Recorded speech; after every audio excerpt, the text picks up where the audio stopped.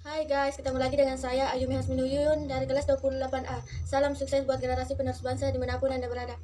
Di pertemuan keempat ini saya akan menjelaskan sedikit tentang prinsip pengembangan kurikulum. Prinsip pengembangan kurikulum biasa disebut asas atau keyakinan kemandirian pada pengembangan kurikulum. Prinsip menunjukkan sesuatu hal yang sangat penting harus diperhatikan, memiliki sifat mengatur dan mengarahkan. Adapun macam-macam sumber prinsip pengembangan kurikulum: 1. Data empiris, 2. Data eksperimen, 3. Cerita atau legenda yang hidup di masyarakat, yang 4. Akan sehat. Prinsip-prinsip pengembangan kurikulum terbagi dua, ada yang umum dan ada yang khusus, yaitu kita bahas pertama prinsip umum, prinsip yang harus diperhatikan untuk dimiliki oleh kurikulum sebagai totalitas dari gabungan komponen-komponen yang membangunnya. Sedangkan prinsip-prinsip khusus pengembangan kurikulum yaitu pengembangan komponen, tujuan, prinsip untuk mengembangkan isi komponen kurikulum, dan prinsip-prinsip untuk mengembangkan komponen-komponen kurikulum lainnya. Adapun 5 prinsip-prinsip umum pengembangan kurikulum: yang pertama, prinsip relevansi; yang kedua, prinsip fleksibilitas; yang ketiga, prinsip kontinuitas; yang keempat, prinsip praktis atau efisiensi; yang kelima, prinsip efektivitas. Adapun penjelasan dari prinsip relevansi yang terbagi dua, yaitu ada eksternal dan internal. Relevansi eksternal bahwa kurikulum harus sesuai dengan tuntunan masyarakat baik pada masa kini maupun masa yang akan datang. Sedangkan relevansi internalnya yaitu kesesuaian antara komponen kurikulum itu sendiri. Dan penjelasan prinsip fleksibilitas yaitu bahwa kurikulum harus lentur, tidak kaku, terutama dalam pelaksanaan pembelajaran.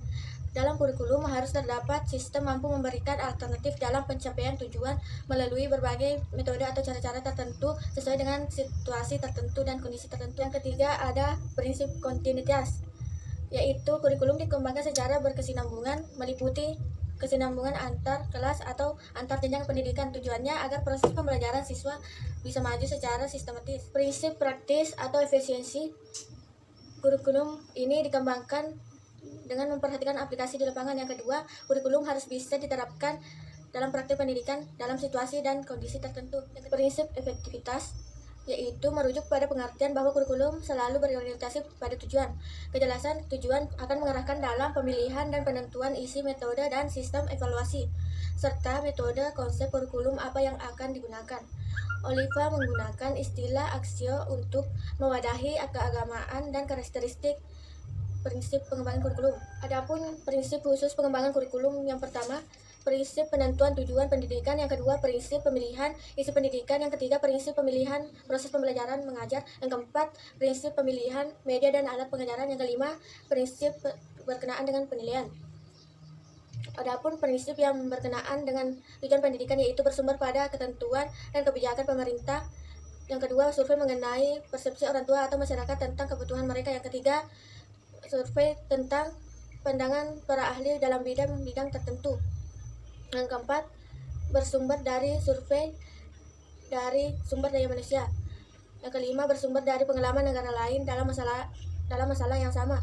Adapun prinsip yang berkenaan dengan pemilihan isi kurikulum yaitu perlunya penyebaran tujuan pendidikan ke dalam pembuatan hasil pembelajaran khusus dan sederhana. Yang isi bahan ajar pembelajaran harus meliputi segi pengetahuan dan keterampilan. Yang ketiga, unit-unit kurikulum harus sesuai disusun dengan urutan dengan logis dan sistematis. Pun prinsip yang berkenaan dengan proses pembelajaran yaitu apakah metode itu atau teknik itu yang digunakan cocok digunakan untuk bahan pembelajaran, apakah metode atau teknik tersebut memberikan kegiatan yang bervariasi sehingga dapat melayani perbedaan individual siswa. Yang ketiga, apakah metode atau teknik tersebut dapat memberikan urutan kegiatan yang bertingkat-tingkat. Adapun prinsip yang berkenaan dengan pemilihan media dan alat pengajaran. Yang pertama, alat atau media yang diperlukan, apakah semuanya telah tersedia, dan apabila hal tersebut tidak ada, apakah Anda akan menggantinya. Adapun prinsip yang berkenaan dengan penilaian: yang pertama, merencanakan alat penilaian; yang kedua, menyusun alat penilaian.